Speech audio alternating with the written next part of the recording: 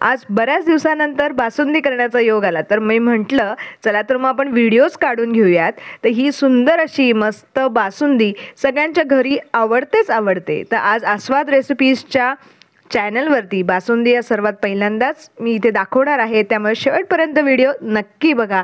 जर रेसिपी आवडली तर जरूर लाईक करा, शेअर करा आणि सबस्क्राईब करायला अजिबात विसरू नका. इथे मी एक भांडं घेतलं आहे, त्याचं बॉटम जास्त जाड आहे आणि त्यामध्ये अर्धा पेला मी पाणी घालून घेतलं आहे. आणि इथे आपण म्हशीचं दूध वापरणार आहोत, तर इथे मी गोकुळचं दूध वापरते आहे. साधारण आपण इथे 1.5 लिटर गोकुळ दूध वापरणार आहोत. अतिशय सुरेख अशी ही बासुंदी बनणार आहे. आता इथे तुम्ही बघू शकता दुधाला छान उकळी आलेली आहे. गॅसची फ्लेम मी लोच ठेवलेली आहे.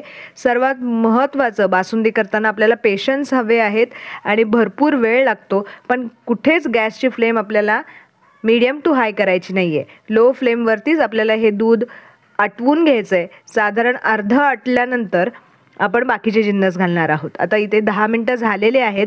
रंग छान येण्यासाठी मी केशरच्या काड्यांचा वापर करणार आहे आणि त्याचबरोबर मी इथे रामबंधूंचा केशर मिल्क मसाला तोही यामध्ये ॲड करणार आहे. 1 चमचाभर आपल्याला हा मसाला यामध्ये घालून घ्यायचा आहे. रंग आणि फ्लेवर अतिशय छान येतो. जर तुमच्याकडे केशर नसेल तर तुम्ही चिमूटभर हळद घातली तरीही चालेल. मस्त येल्लोइश अशी बासुंदी होते. आता इथे आपल्याला हे दूध पूर्णपणे आटवायचं आहे. तुम्ही इथे बघू शकता अर्ध दूध झालेलं आहे. आता यामध्ये आपण साखर घालून घेणार आहोत. तर इथे मी 1 वाटीभर साखर यामध्ये ॲड करते आहे आणि त्यामध्ये मी इथे एक पेढ्याचाही वापर करणार आहे.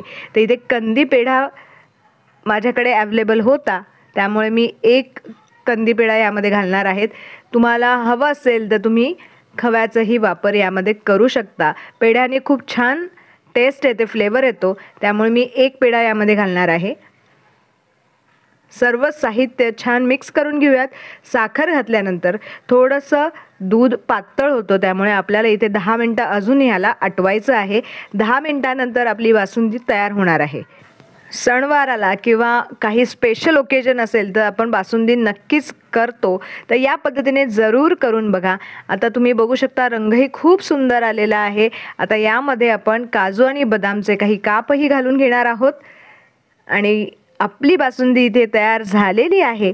गॅसची फ्लेम मी इथे बंद केलेली आहे आणि आता ही बासुंदी आपण सर्व करून घेऊयात. काहींना गरम गरम बासुंदी आवडते, काहींना थंड बासुंदी आवडते, तर तुम्ही फ्रीजमध्ये सुद्धा ही बासुंदी ठेवून त्याचा आस्वाद नक्कीच घेऊ शकता. Thank you for watching my video. परत एकदा भेटूयात असे एक छान रेसिपी